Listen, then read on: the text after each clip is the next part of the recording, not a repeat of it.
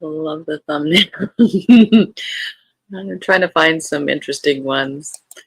Welcome to Tales for Bookeemonsters. We are reading a advent calendar kind of situation with a cozy mystery called Christmas at Glitter Peak Lodge by Kjersti something Johnsen. And being the 10th of December, we are reading chapter 10. So what I will do is pop off from here so all you're seeing is the ambiance. I'll be reading the chapter, and at the end of the chapter, I will say goodnight, and we will see you tomorrow. Appreciate it if you are watching it. If you fall asleep, it's okay. It's kind of designed that way. Are you ready? Here we go.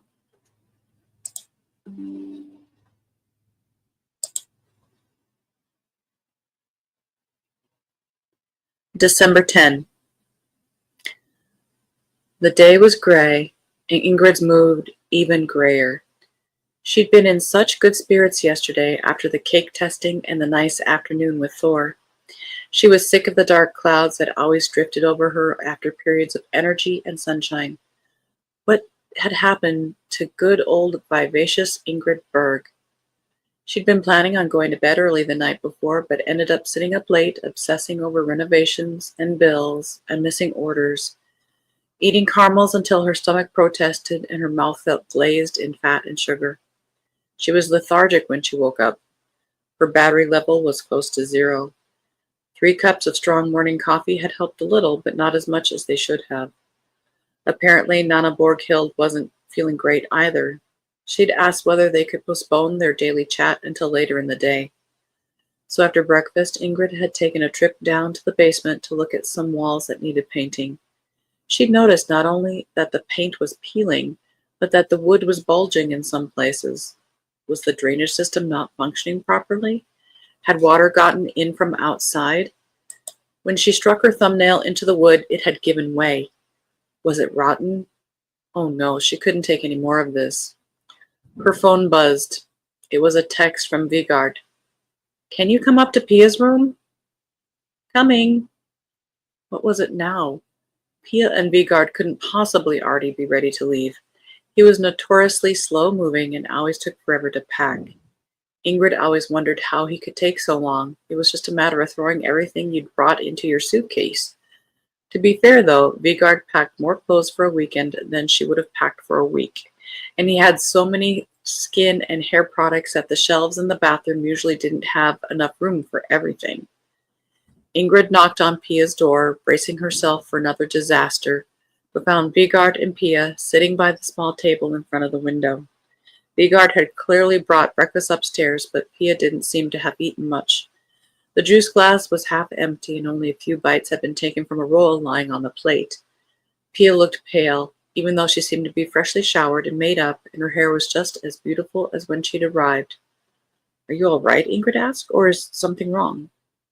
"No, not really, but I feel a bit off," Pia replied, "nauseous and dizzy. I don't think I can drive all the way back to Oslo when I'm feeling like this." She looked like she was almost like she was going to cry, and she shut her eyes for a moment before looking at Ingrid again. "I guess I just need to rest. Is it okay if I stay until tomorrow, or maybe the day after? I'll pay for my stay, of course." Ingrid looked at Vigard. He gave her a pretty pleased look, which was really quite unnecessary. Ingrid would never say no to paying guests, or Vigard's friends, and definitely not to famous influencers. And Pia P, she was the whole package. "Of course you can stay until tomorrow," Ingrid replied. "You can stay as long as you want. You're more than welcome here. But let us know if there's anything we can help with." Pia nodded. "Yes, I will." "You don't need a doctor or anything?" Pia shook her head energetically, but stopped quickly. No, it's not that bad. Don't worry. I just don't feel quite ready to travel. It's probably better to stay here and gather my strength. I think I'll try to go outside and get some fresh air later." "You should definitely rest," Ingrid said, "and I hope you feel better soon. And it's a good idea to take a little walk outside later if you feel up to it. Silver linings and all that." We've been really looking forward to showing you Glitter Peak at its finest, and now maybe we'll have the chance. Pia smiled weakly. What about you, Vigard? Ingrid asked. Will you stay a little longer too and keep Pia company? Vigard's work mostly took place online, so she knew he didn't have to return to the capital to get back to the office or anything like that. He smiled and nodded. I might as well work from here for a few more days, he said, if you have room, that is. Of course I have room, Ingrid assured him. You know I'm just happy to have you here. Then I'll tell David right away. Her gray mood was brightened by a glimmer of sunshine. Vigard would stay here a little longer. That warmed her enough to be able to bear the thought of finding Alfred and getting him to take a look at the wall in the basement. That is insanely cool, Vigard practically shouted when she showed him the front page of the newspaper about the young woman who disappeared in 1962. They were drinking coffee together in the library. She shushed him, but he didn't seem to notice. I mean, we should do a podcast or something, he continued. That's the big thing now, you know, true crime. Okay, you have to stop, Ingrid laughed. We're not going to be making any podcasts here, at least not until we know what this is all about. We don't even know if there even was a crime to begin with. That doesn't make it any less exciting, though. No, I guess not, but I'll ask Nana Borghild about it, and Thor's going to try to help find more newspapers. Trustworthy old Thor, Vigard said. He has a crush on you. You know that, right? Ingrid snorted. Oh my God, now you really have to knock it off, Vigard. Thor and I were boyfriend-girlfriend when we were about 11. I think he's gotten over it. Do you think so? What about you? Have you gotten over it? He is pretty cute. If it weren't for David, I might have considered going after him myself. Sheep and all. Vigard had put on his most coquettish voice. You goofball, Ingrid laughed. Ingrid was sitting on the sofa in Borghild's apartment with a pile of insurance papers that she intended to go through with her grandmother. But of course, she had to ask about the mysterious disappearance first. Borghild stood with her back turned, looking out the window. Yes, a young woman disappeared, she said. She was only 19. It was her wedding day. The groom was waiting at the altar, but she never showed up. And no one knows what happened to her? At least no one who wants to talk about it. So the mystery was never solved, Ingrid asked. Her grandmother turned around. No, it wasn't solved.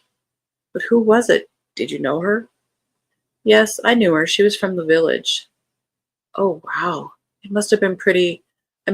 what do you think happened? Nana Borghild sat down next to Ingrid and put her hand on hers. Some people think she ran off. Others think she jumped into the falls, or that something happened to her. Why are you asking about this now, sweetie? It was a long, long time ago. I found some newspaper clippings in the cupboard with the guest books. Someone kept the front page of the paper that said she was missing. Was it you? It could be. I don't really remember. Like I said, it was a long time ago. So you don't know if you have the rest of the paper somewhere? No, I don't know. I can't remember what was saved decades ago. Of course, Ingrid said. Thor's going to help me investigate some more. Did you know he's interested in local history? No, I didn't, her grandmother said. Your grandfather was too in his last years. He was always talking about wanting to write Glitter Peak's history, but he didn't get around to it before he died. Do you think about him a lot? Ingrid asked. Nana Borghild looked at her, clearly surprised. They didn't usually talk about Grandpa Christian. Of course I do, Borghild said, but I've lived longer without him than I did with him. Why didn't you ever remarry after he died? Ingrid asked. Borghild had never even had a boyfriend or friend after she was widowed, at least not that Ingrid knew about. It might have made things easier up here if you had a husband, for support, a kind of partner. Nana Borghild shook her head. No, that would only have complicated things. For me, life is easier without a husband getting involved in everything. Ingrid wasn't sure whether she was joking or serious. For all she knew, her grandmother could have had romances without Ingrid being aware of them. She felt that she'd already gone a bit too far with the questions now. Maybe a person didn't always want to tell her grandchild absolutely everything. Ingrid knew that love and romance were elements that had to be pushed aside when life demanded something else of you. and life had indeed demanded a lot of Borghild. "But what about you then?" her grandmother's lively voice said. "You're the one who needs a husband, not me." Me? Ingrid couldn't imagine sharing her life or job with a man right now. "Oh, no, no, no. Taking care of myself in the hotel is more than enough. I can't imagine having to nurture a relationship as well." She paused for a moment before continuing. "I guess I've never really pictured it either. I've never really longed for a partner the way other people seem to. The thing with Preben was kind of something else."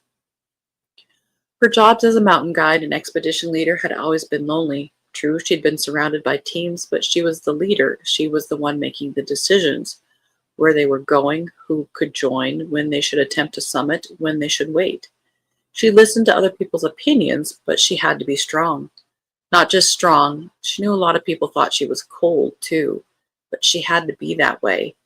As a leader and as a climber, you had to be focused and disciplined. You had to be in control of yourself in order to lead others.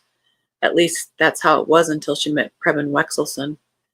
At some point in their relationship, she'd lost her focus, and she'd definitely lost her leadership abilities. She'd let her feelings for him get in the way of her judgment. She noticed that he was someone who took charge as soon as she met him, maybe even the first time they were in the same room. It was at a convention, Nordic Summit, the elevating experience, where they'd both been hired to speak about their expeditions. She was standing in a crowded room full of climbers and tour organizers, and the volume of the chatter and laughter around them almost seemed to lower a bit the moment Preben entered the room. She recognized him from TV and newspapers, but he was even more good-looking in person. Tall, handsome, strong. He had dark, slick-back hair and clearly chiseled features with prominent cheekbones and a divine jawline. He looked around, and when his eyes met Ingrid's, she felt it like an electric shock, a bolt of lightning. She'd never experienced anything like it before. Later, she thought that her fate had been sealed at this moment. If she'd known how it was going to turn out, she would have walked out of the conference room right then and there and never looked back.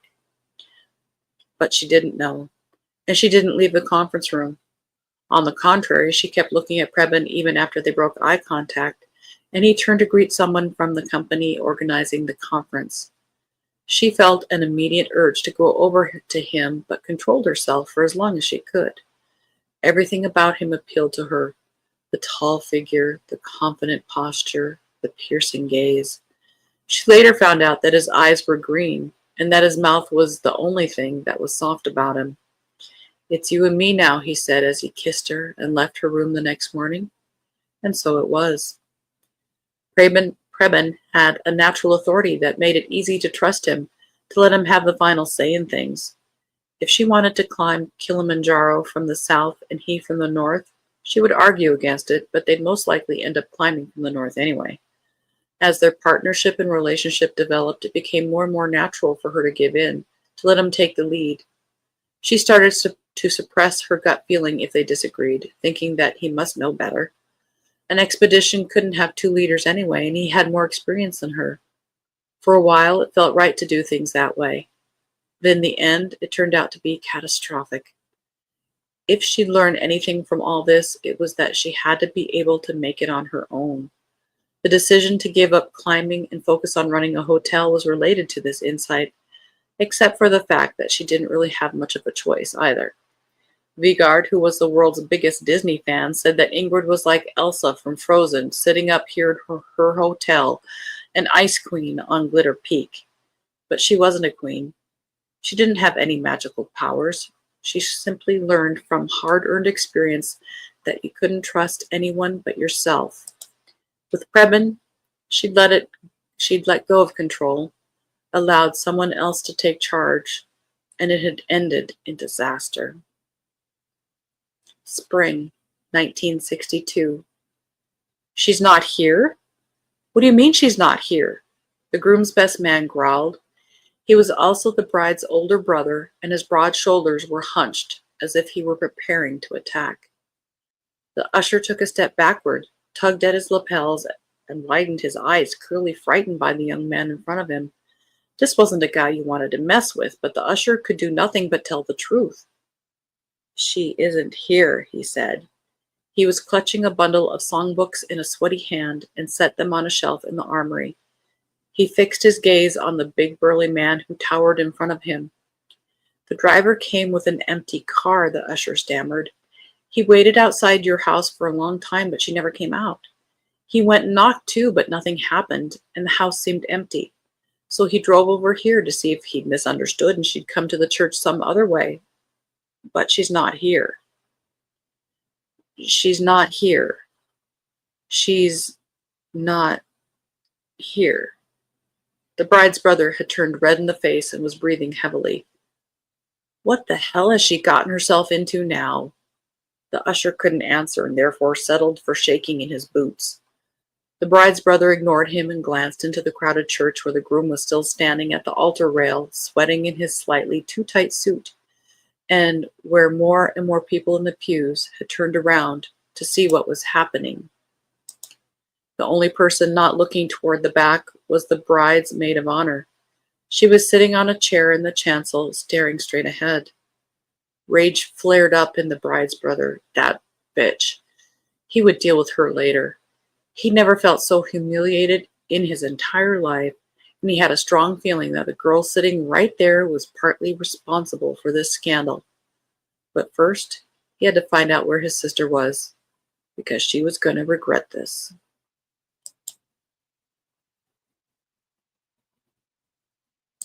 End of chapter 10.